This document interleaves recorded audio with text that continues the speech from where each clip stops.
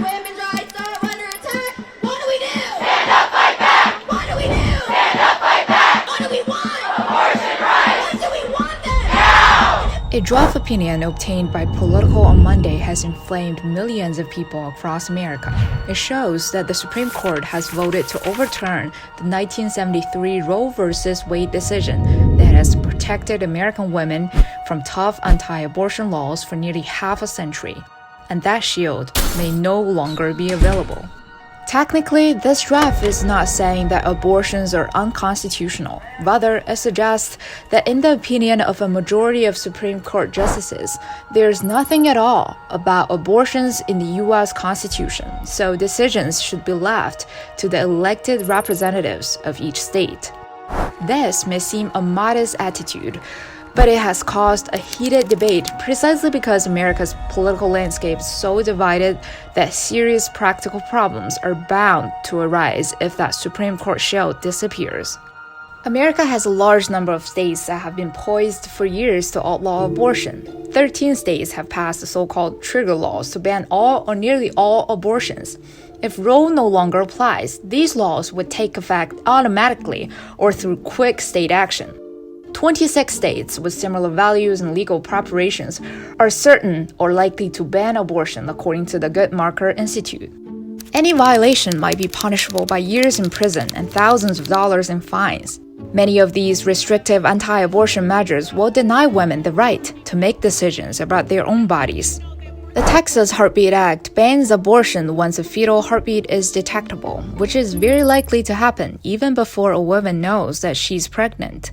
Laws in places like Ohio may not give rape survivors an exemption. A proposed Missouri bill even sought to criminalize treatments performed to end an ectopic pregnancy that is potentially life-threatening.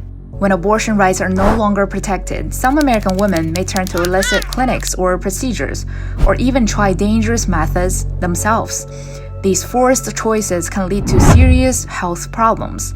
Even if we don't account for unsafe abortions, researchers find that pregnancy-related deaths could rise more than 20% in states that outlaw abortions, solely because of the greater risk of continuing a pregnancy instead of having a legal abortion. We found overwhelming support for abortion services and abortion providers across all specialties. So not only obstetrics and gynecology and family medicine and pediatrics, but all other medical specialties you can think of. We also found that over 90% of physicians surveyed said that Wisconsin's women's health would get worse if Roe v. Wade were overturned. And once these states officially ban abortion, it would disproportionately affect women who are already struggling. It's strange because it's going to affect the women who need it the most. We see women of all races, all ages, all colors here. The women who are going to be able to travel and have financial means to go to other facilities, it won't affect them because they can do that.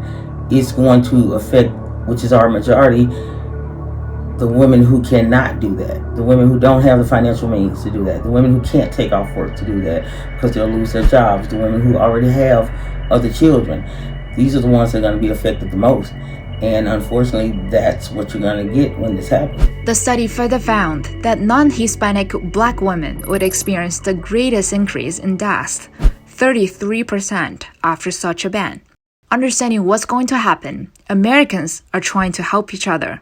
And so, New York will establish a fund for a procedure that will pay a fund that will establish funds for individuals who wanted to come to New York for a procedure.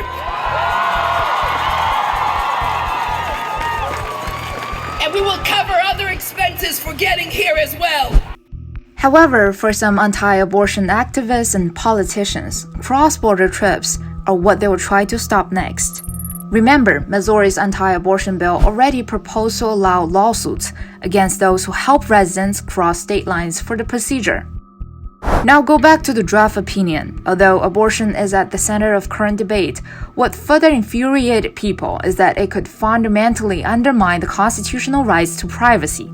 Rights to contraception, same-sex marriage, and more could also be at risk. It is not only a draft, but given the current composition of the Supreme Court, getting the justice to change their minds seems extremely difficult. That is why some Senate Democrats are now trying to codify abortion rights into federal law.